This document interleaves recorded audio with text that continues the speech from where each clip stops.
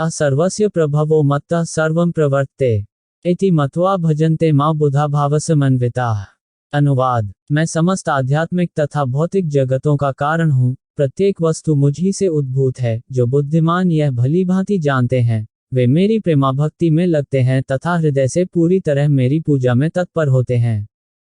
तात्पर्य। जिस विद्वान ने वेदों का ठीक से अध्ययन किया हो और भगवान चैतन्य जैसे अधिकारियों से ज्ञान प्राप्त किया हो तथा यह जानता हो कि इन उपदेशों का किस प्रकार उपयोग करना चाहिए, वही यह समझ सकता है कि भौतिक तथा आध्यात्मिक जगतों के मूल श्री कृष्ण ही हैं। इस प्रकार के ज्ञान से वह भगवत भक्ति में स्थिर हो जाता है। वह व्यर्थ की टीकाओं से या मूर्खों के द्वारा कभी पथभ्रष्ट नहीं होता। सारा वैदिक साहित्य स्वीकार करता है कि कृष्ण ही ब्रह्मा, शिव तथा अन्य समस्त देवताओं के स्रोत हैं। अथर्ववेद में गोपालतापनी उपनिषद 1:24 कहा गया है, यो ब्रह्माणं विद्धाति पूर्वम यो वै वेदांशच ज्ञापयति स्म। कृष्ण प्रारंभ में कृष्ण ने ब्रह्मा को वेदों का ज्ञान प्रदान किया और उन्होंने भूतकाल में वैदिक ज्ञान का प्रचार किया। पुनः नारायण उपनिषद में 1 कहा गया है, अत पुरुषो ह वै नारायणो काम्यत प्रजाः सृजयते। तब भगवान ने जीवों की सृष्टि करनी चाहिए। उपनिषद में आगे भी कहा गया है, नारायणाद ब्रह्मा जायते, नारायणाद प्रजापति प्रजायते, नारायणाद इंद्रो जायते, नारायणादष्टो वसवो जायन्ते, नारायणाद एकादश रुद्रा जायन्ते, नारायणाद द्वादशादित्या। नारायण से ब्रह्मा उत्पन्न होते हैं, नारायण से प्रजापति उत्पन्न होते हैं, नारायण से इंद्र और 8 वासु उत्पन्न होते हैं और नारायण से ही 11 रुद्र तथा 12 आदित्य उत्पन्न होते हैं। यह नारायण कृष्ण के ही अंश हैं। वेदों का ही कथन है, ब्रह्मण्यो देवकी पुत्रः देवकी पुत्र। कृष्ण ही भगवान है। नारायण उपनिषद 4 तब यह कहा गया, एको वै आसीन ब्रह्मा न ईशानो नापो नाग्निसमो नेमे द्यावा पृथ्वी न नक्षत्राणि न सूर्य। सृष्टि के प्रारंभ में केवल भगवान नारायण थे, न ब्रह्मा थे, न शिव, न अग्नि थी, न चंद्रमा, न नक्षत्र और न सूर्य। महाउपनिषद 1 महाउपनिषद में यह भी कहा गया है कि शिवजी परमेश्वर के मस्तक से उत्पन्न हुए। अतः वेदों का कहना है कि ब्रह्मा तथा शिव के सृष्टा भगवान की ही पूजा की जानी चाहिए। मोक्ष धर्म में कृष्ण कहते हैं, प्रजापता च रुद्र चाप्यहमेव सृजामि वै तो ही माना विजानीतो मम माया विमोहित। मैंने ही प्रजापतियों को, शिव तथा अन्यों को उत्पन्न किया, किंतु वे मेरी माया से मोहित होने के कारण यह नहीं जानते कि मैंने ही उन्हें उत्पन्न किया। वराह पुराण में भी कहा गया है, नारायणः परो देवस्तस्माज्जातश्चतुर्मुखः तस्माद् रुद्रो भवद्देवः स च सर्वज्ञतागतः। नारायण भगवान हैं, जिनसे ब्रह्मा उत्पन्न हुए और फिर ब्रह्मा से शिव उत्पन्न हुए। भगवान कृष्ण समस्त उत्पत्तियों से स्रोत हैं और वे सर्वकारण कहलाते हैं। वे स्वयं कहते हैं, चूंकि सारी वस्तुएं मुझसे उत्पन्न हैं, अतः मैं सबों का मूल कारण हूँ। सारी वस्तुएं मेरे अधीन हैं, मेरे ऊपर कोई भी नहीं है। कृष्ण से बढ़कर कोई परम नियंता नहीं है। जो व्यक्ति प्रामाणिक गुरु से या वैदिक साहित्य से इस प्रकार कृष्ण को जान लेता है, वह अपनी सारी शक्ति कृष्ण भावनामृत में लगाता है और सचमुच विद्वान पुरुष बन जाता है। उसकी तुलना में अन्य लोग, जो कृष्ण को ठीक से नहीं जानते, मात्र मूर्ख सिद्ध होते हैं। केवल मूर्ख ही कृष्ण को सामान्य व्यक्ति समझेगा। कृष्ण भावना भावित व्यक्ति को चाहिए कि कभी मूर्खों द्वारा मोहित न हो। उसे भगवद गीता की समस्त प्रामाणिक टीकाओं एवं व्याख्याओं से दूर रहना चाहिए और दृढ़तापूर्वक कृष्ण भावनामृत में अग्रसर होना चाहिए। मच्चित्ता मद्गत प्राणा बोध्यन्तः परस्परम कथयन्त शर्चमा नित्यम तुष्यन्ति च रमन्ति च। अनुवाद। मेरे शुद्ध भक्तों के विचार मुझ में वास करते हैं, उनके जीवन मेरी सेवा में अर्पित रहते हैं और वे एक दूसरे को ज्ञान प्रदान करते तथा मेरे विषय में बातें करते हुए परम संतोष तथा आनंद का अनुभव करते हैं।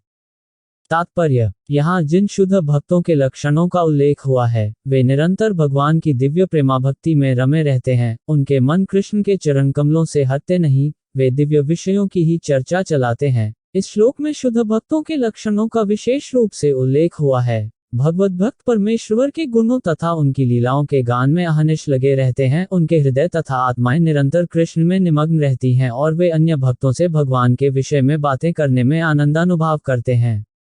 भक्ति की प्रारंभिक अवस्था में वे सेवा में ही दिव्य आनंद उठाते हैं और परिपक्वावस्था में वे ईश्वर प्रेम को प्राप्त होते हैं। जब वे इस दिव्य स्थिति को प्राप्त कर लेते हैं, तब वे सर्वोच्च सिद्धि का स्वाद लेते हैं, जो भगवत धाम में प्राप्त होती है। भगवान चैतन्य दिव्य भक्ति की तुलना जीव के हृदय में बीज बोने से करते हैं। ब्रह्मांड के विभिन्न लोकों में असंख्य जीव वितरण करते रहते हैं, इनमें से कुछ ही भाग्यशाली होते हैं।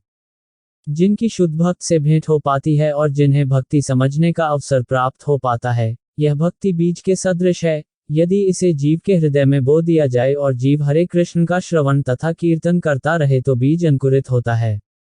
जिस प्रकार की नियमित सींचते रहने से वृक्ष का बीज फलता है, भक्ति रूपी आध्यात्मिक पौधा क्रमशः बढ़ता रहता है, जब तक वह ब्रह्मांड के आवरण को भेद कर ब्रह्मज्योति में प्रवेश नहीं कर जाता। ब्रह्मज्योति में भी यह पौधा तब तक बढ़ता जाता है जब तक उस उच्चतम लोक को नहीं प्राप्त कर लेता, जिसे गोलोक वृंदावन या कृष्ण का परमधाम कहते हैं। अंततोगत्वा यह पौधा भगवान के चरण कमलों की शरण प्राप्त कर वहीं विश्राम पाता है। जिस प्रकार पौधे में क्रम से फूल तथा फल आते हैं, उसी प्रकार भक्ति रूपी पौधे में भी फल आते हैं और कीर्तन तथा श्रवण के रूप में उसका सिंचन चलता रहता है। चैतन्य चरितामृत में मध्य लीला अध्याय 19 भक्ति रूपी पौधे का विस्तार से वर्णन हुआ है। वहां यह बताया गया है कि जब पूर्ण पौधा भगवान के चरण कमलों की शरण ग्रहण कर लेता है तो मनुष्य पूर्णतया भगवत प्रेम में लीन हो जाता है। तब तक एक क्षण भी परमेश्वर के बिना नहीं रह पाता। जिस प्रकार की मछली जल के बिना नहीं रह सकती, ऐसी अवस्था में भक्त वास्तव में परमेश्वर के संसर्ग से दिव्य गुण प्राप्त कर लेता है।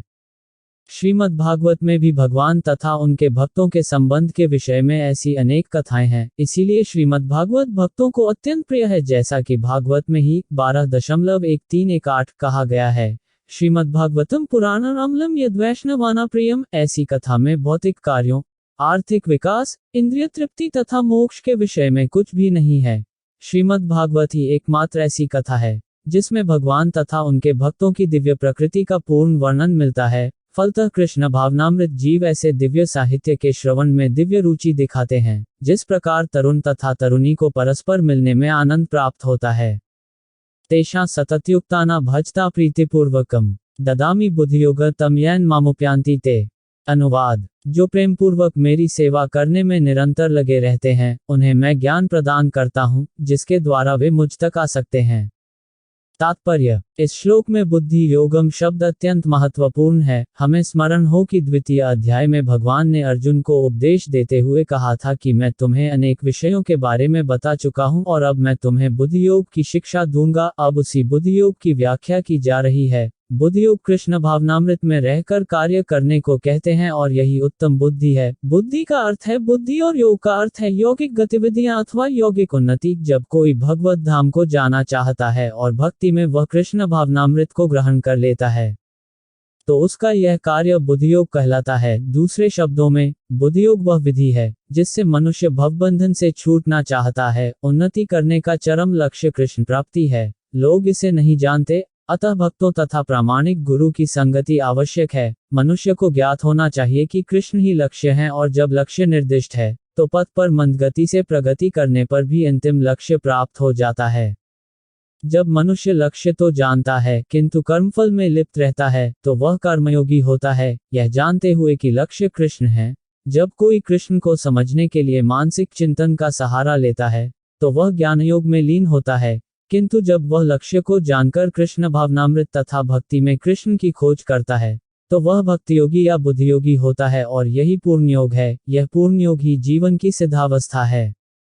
जब व्यक्ति प्रामाणिक गुरु के होते हुए तथा आध्यात्मिक संग से संबद्ध रहकर भी प्रगति नहीं कर पाता, क्योंकि वह बुद्धिमान नहीं है, तो कृष्ण उसके अंतर से उपदेश देते हैं जिससे वह सरलता से उन तक पहुंच सके। इसके लिए जिस योग्यता की अपेक्षा है वह यह है कि कृष्ण भावनामृत में निरंतर रहकर प्रेम तथा भक्ति के साथ सभी प्रकार की सेवा की जाए। उसे कृष्ण के लिए कुछ न कुछ कार्य रहना चाहिए, किंतु प्रेम पूर्वक। यदि भक्त इतना बुद्धिमान नहीं है कि आत्म साक्षात्कार के पथ पर प्रगति कर सके, किंतु यदि वह एकनिष्ठ रहकर भक्ति कार्यों में रत रहता है तो भगवान उसे अवसर देते हैं कि वह उन्नति करके अंत में उनके पास पहुंच जाए।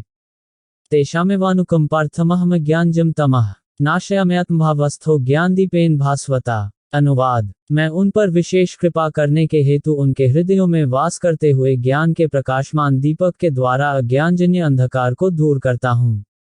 तात्पर्य: जब भगवान चैतन्य बनारस में हरे कृष्ण के कीर्तन का प्रवर्तन कर रहे थे, तो हजारों लोग उनका अनुसरण कर रहे थे। तत्कालीन बनारस के अत्यंत प्रभावशाली एवं विद्वान प्रकाशानंद सरस्वती उनको भावुक कहकर उनका उपहास करते थे। कभी कभी भक्तों की आलोचना दार्शनिक यह सोचकर करते हैं कि भक्तगण अंधकार में हैं और दार्शनिक दृष्टि से भोले भाले भावुक हैं, किंतु यह तथ्य नहीं है। ऐसे अनेक बड़े बड़े विद्वान पुरुष हैं जिन्होंने भक्ति का दर्शन प्रस्तुत किया है, किंतु यदि कोई भक्त उनके इस साहित्य का या अपने गुरु का लाभ न भी उठाए और यदि वह अपनी भक्ति में एकनिष्ठ रहे, तो उसके अंतर से कृष्ण स्वयं उसकी सहायता करते हैं। अतः कृष्ण भावनामृत में रत एकनिष्ठ भक्त ज्ञानरहित नहीं हो सकता। इसके लिए इतनी ही योग्यता चाहिए कि वह पूर्ण कृष्ण भावनामृत में रहकर भक्ति संपन्न करता रहे।